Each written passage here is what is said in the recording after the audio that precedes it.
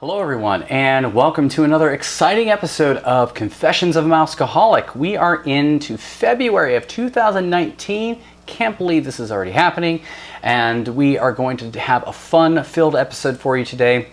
As you may notice, we don't have the Mouskaholic here. That is intentional because we're going to be working on a very specific sort of details today. We're going to be going through the things that can be suggested to take when you go to a Disney trip and you plan on taking a lot of photos. So we're going to get right into it here. All right, so as we begin our episode, everything starts out with a news and updates segment. Yes, this is where we tell you some of the most exciting news to come out of the Walt Disney World Company, and we've got a few updates for you here. First off is the Disney Gondola system. Yes, we announced it, I believe, an episode or two ago, telling you about some of the details about this gondola system. It's going to be stretching from several different resorts and a couple of parks, Hollywood Studios and Epcot. So we're very excited. They are so close to being done. We thought they were going to be ready to go by the time we went next month. However, sadly they are not. It is going to be opening up in fall of 2019. However, they have one of their main stations almost ready to open up. They have the gondolas all ordered and received. They're all shrouded in secrecy, so they're all covered in tarmacs, or tarps rather, not tarmacs, that's an airplane. So the gondola system is getting the finishing touches. The Disney Imagineers are hard at work making this just look breathtaking. We were down there a couple of years ago, and we saw the groundbreaking. We saw one of the main stations, which I believe is the one that I was talking about, their main hub where the gondolas are coming in. They were tearing this place up. This was just a madhouse. We went back last year during spring break. We saw the cable columns that hold the structures up that will span the cables for the gondolas to progress. So we're excited to see that. I snapped a couple pictures of those.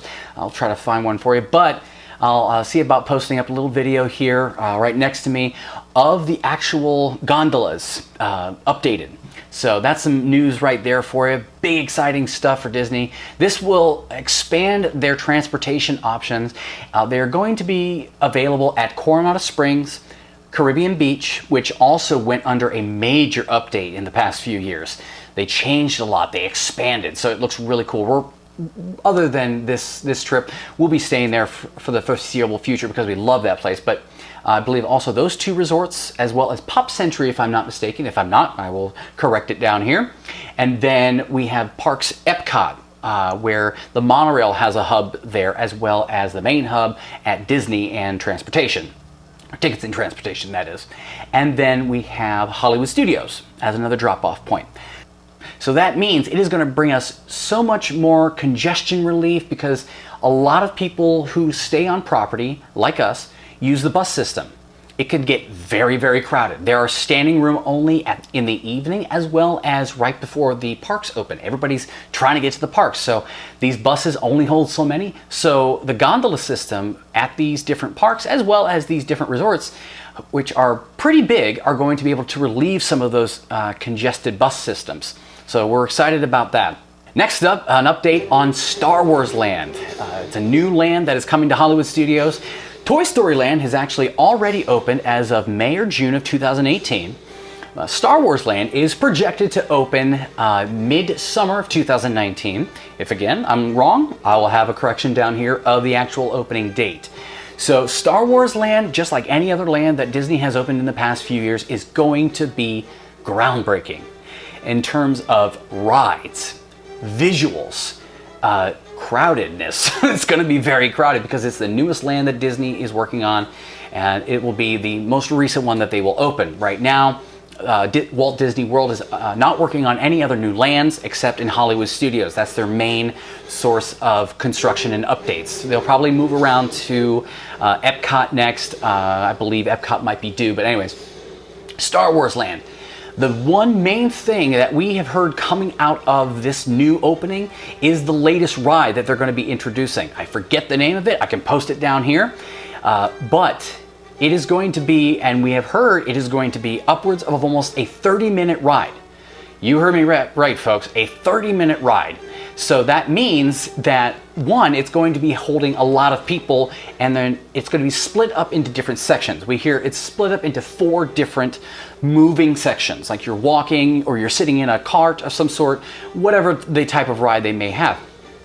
Now, it's going to be progressive, so you're going to see different things in different areas. Now, if you had the chance of riding Ellen's Energy of Adventure in Epcot, it is now being dismantled and construction for the Guardians of the Galaxy roller coaster is being made in place of that. So if you had the chance of watching, or riding rather, there's some watching, riding Ellen's Energy of Adventure, they say it can be the closest comparison. So there will be a pre-show sort of thing, and then you'll move into another room. You may get into a cart and maybe 4D like Star Tours. We don't know quite yet because it hasn't been open, so just a few details are coming out, but that's the updates for Star Wars Land. So that's our update segment on Walt Disney World, Star Wars Land, as well as the newest addition to the transportation system, the gondola system. Can't wait for that to come out in fall of 2019. Next up is our main segment for today's episode, and that is photography. Yes, we are talking about Walt Disney World park photography, and specifically talking about the different types of gear that you can bring or that you should bring. And I'll go through some of the things that I usually bring and maybe some suggestions for you if you are just bringing some camera gear with you and you just want to know how can I make it the most worthwhile trip. So starting off, I want to go through some of the accessories that you may want to have with you. First off is a hat. And this one in particular I purchased over the course of this summer because I do school photography and I'm outside a lot. So this hat is a 50 SPF blocker. So it's got a big brim on it so it can cover your eyes and cover the back of your head. This is a great hat specifically because it has this air band at the top, so it's able to vent your head as you traverse the very, very hot Orlando sun. Even in March, it's going to be a very, very warm experience, so you want to make sure that you keep yourself protected. A cool feature of this hat is it has sunglass clip holders. So if you go into a dark ride, you don't want to take off your hat, and you have to take off your glasses, boom, put them right on the hat. Very, very fun, very practical, very lightweight. It's not a heavy hat, breathable material. It's a great accessory to have. Next up, I want to show you a way to carry around your camera gear. It's probably one of the most essential items that you would need to have. And right here I have this Rapid Straps camera system. This is a dual Rapid Strap camera system. It has clips for 2 cameras to hold. This is what I use mainly for my wedding photography because I needed double-wheeled cameras, one lens with a telephoto, one with a wide. But I won't be using 2 cameras in Disney because that's just overkill. So the fun feature about this strap system is that it disconnects and it makes for separate individual straps. So I can give one strap to a friend of mine or the Mouskaholic, and I can keep one for myself. So very, very fun. And these systems are actually not too expensive. This system it's a pro system, so it's about $130 on Amazon. It breathes so that your shoulders don't get all sweaty and nasty. But that's another great accessory. Next up I have down here is a camera bag. This is the Loa Pro, one of my all-time favorite camera bag systems. I also use Manfrotto, but this is the Loa Pro. Where's the name on it? I don't know. It's a flip side backpack, and it is small and compact. Reason why is I don't want to bring a lot of stuff with me, but I do want to have enough storage for everything that I am bringing. So if you can see just at the bottom of the screen, I have a few things lined up here. All of this, minus maybe a lens or 2, will go into this bag. Now it has a nice little flip bag. It allows me to sling it around over my back, access it quickly. It also has small pockets for cards as well as adapters, rain gear, because you always want to make sure you bring a rain poncho because it does rain down there. So it's a great bag for just the essentials. And next up is a travel tripod. This is a version of what Manfrotto's Go tripod, I forget the name of it. but it is a great lightweight travel tripod I've taken with me to many different excursions, to Disney and everything. It holds the weight of my cameras. It's very lightweight to hold, lightweight to carry. I can carry it in a bag. Disney does allow you to bring in tripods. However, they need to be small and lightweight like this one, because they want you to be able to put it inside a bag, secure it to a bag like this, not have it draped or holding it, because they categorize them as possibly being used as a weapon, because these things extend out and you can hit somebody, and that's not something that you want to do. So these are great tripods. It actually turns into a monopod if you want. However, Disney does forbid monopods because those can also be used as selfie sticks or weapons. So you want to make sure that you get a nice, good travel tripod. This one was $60 on Amazon. It is a Faith travel tripod. That's the name of it. It is about $65. It's carbon fiber, so it's super lightweight, super sturdy, has a telescopic extender for the tripod head so you can get higher up. So those are some of the essentials or the accessories that you can bring with you on your trip to help maintain a lucrative photo experience so you're not fumbling around for everything. Next up, we have the actual camera gear. Recently, just a few weeks ago, I purchased this from a guy, and it is the Canon EOS R. It is Canon's, if you don't know the camera gear or the lingo, it is Canon's latest mirrorless.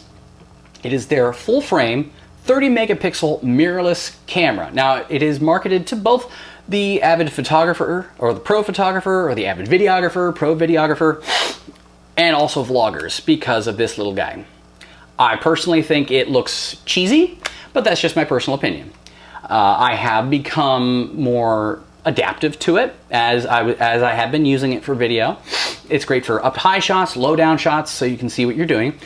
And then I have the Canon 35mm 1.8 macro STM.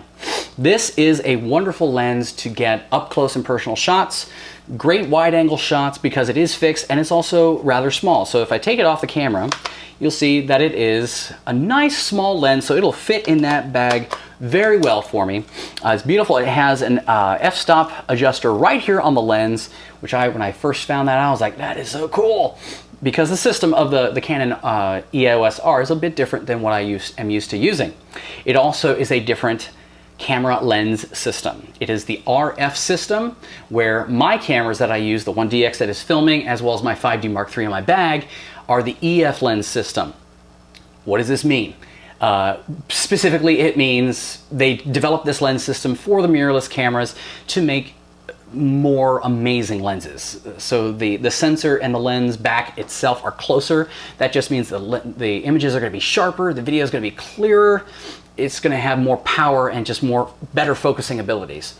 However, they also introduced the Canon EF to RF lens adapter, and it's only $100, which is unheard of for a Canon adapter.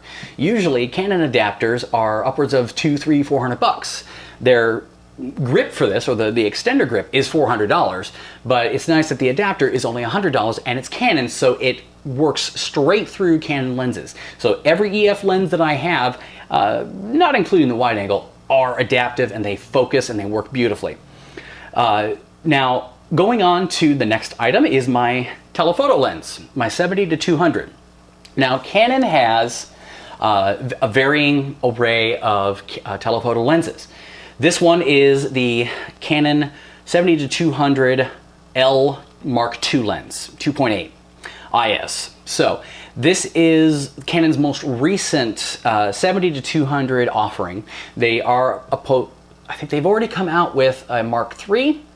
I don't know why they need to, but they have. So this is my go-to lens when going to the Animal Kingdom safari. So the Kilimanjaro safari, where you go on an African wildlife safari trek in a big boat, a big car with everybody else, and you traverse the African safari. You'll see lions. You won't see tigers. You won't see bears, but you will see giraffes. African cows, I forget their official name, but forgive me, they have a huge hollow horns, very gentle creatures. They're beautiful to photograph. Zebras, you'll see those. You'll see wildebeests. All of the African animals are there.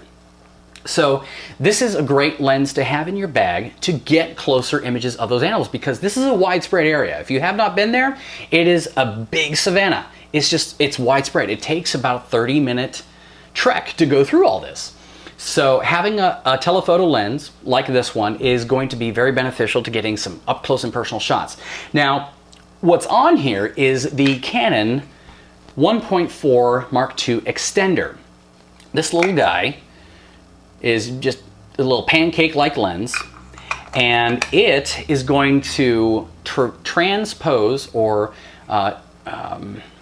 what's the word I'm looking for? It's going to, yeah, it's transpose. It will make it so that it goes from a 70 to 200 millimeter to a more like a 90 to 300, 350 millimeter, or 100 to 400 almost. It will give me an even closer range, and it does take off a few stops of the aperture. It leaves it at 4.0, but that's all the way through the lens. That's only because it's a converter and it's not able to keep the aperture setting, but it does give you a nice longer lens ability to get up close and personal. So it's very, very light. I'll take it with me to ensure that I get closer photos, because I was going to bring my 300. Too heavy, decided against it. Another one here is if you do not have a 35 or a fixed 24 or anything like that, is a wide angle lens. This one here is the Canon 15 to 30 Tamron 2.8 IS lens. It is a big lens, but it is also extremely wide. It gives you an almost fisheye experience to get those wide angle shots. So if you are in Epcot and you're underneath the Epcot spaceship Earth ride, which is the big golf ball looking item, you will then be able to pull in all that background. You'll be able to get the shape of that spaceship Earth and a lot of other details, which is really, really cool. And then finally, I have my 50 millimeter 1.4. Now the 50 millimeter, I'm still debating on bringing that because it is a great accessory to have for those dark rides. It is a good medium telephoto to shoot with. It's a fixed focal length, so you can still pull in some of that background. It won't be as close as a 7200, but it won't be as wide as a 35. It's nice in between. So I may still bring that for myself for the darker rides. If I don't want to switch between all these and just keep that on my camera all day, yeah, that'd be fine. So now we're gonna work on or talk about the favorite ride at Disney. This is one of our favorite segments that we talk about, that we bounce off each other, but since the Mouskaholic is not here today, I'm gonna be giving my favorite ride delivery today. All right, so favorite ride at Disney. I am gonna go to the lovely park of Animal Kingdom, to the wonderful land of Pandora. And there we will see, I believe we talked about this, if I'm not mistaken, but I'm gonna repeat it. It's a great ride. And that is Flight of Passage within Pandora Land. I won't give it away, because if you have not gone and experienced it, then you'll be like, oh, Mouskaholic, what'd you do? You gave it away. I will give you just a few details. If you have gone to Disney before and you have ridden Soarin' in Epcot, or Test Track, this will be a combination of the two, in a way. It is still a 4D experience. It is an auditory experience. There are, I believe, also some smells, if I'm not mistaken. And it is exhilarating. It is breathtaking. It's awesome in general. A few things about the queue and how to take advantage of it would be, number one, if you're able to get up, get some coffee, start the day at around 6:15, do it. Because the bus system, first off, this is the farthest park from any resort on the property. Farthest park ever. Now, if you're staying at All Stars, that's fine. You're pretty close to it, but this is the farthest park of any of them. It's because of it being a very animal-laden park, there needs to be separation and protective measures so that the animals don't escape. So, that being said, we got there around, the stars were still out, the moon was still out. It was about 7:15. Sun hadn't even risen yet, and it was March. So We waited at the security center before they let us in. About 30-minute wait. It was kind of chilly, but it was actually very nice because you can enjoy the nice weather. It's cool in the mornings there, so very comfortable to wait. The sun doesn't come up and it doesn't, blare onto your eyes and burn you. So then we go to the ticket area, or the entrance. We wait there about 30-45 minutes. People are coming in droves at around 7:30, 7:45. It's amazing, especially during a day when there's early park hours. So usually the park's open at 9. If they do park hours, it's an hour early. So those that are staying on Disney property do have that advantage, and there's a lot of people that come. So after they let you guys in at like 8 or 9, it is then another 15 to 20 minute wait after you go into the park and around to Pandora Land to wait for the actual land to open up. At that point, people are running, which they shouldn't, and pushing up against you. You smell Disney. You really do. So then they let you in. You are supposed to walk. People don't do that. But you do walk, and everybody walks to the flight of passage queue. They will catch you if you try to circumvent everybody else and get in front. They will make you go to the back of the line. They have caught people. But if you get there and you are able to visually see some of the cast members holding the ropes, you're in good standing. So by that time, some people will try to move in front of you. However, just do your thing, just get in line once you're in the queue. At that time, you're looking at about a 10 to 15 minute wait, which isn't terrible. And we both times have rope dropped, so it is a wonderful thing to use. You don't need to use up a fast pass for it. It is a bit early. However, Animal Kingdom is an all-day park, so if you're tired after that, go to your hotel room and take a nap. Come back later, see Rivers of Light. It's a beautiful time. So that is my favorite ride at Walt Disney World. All right, Mouskaholics, we have reached the end of our, I believe it's our 5th episode.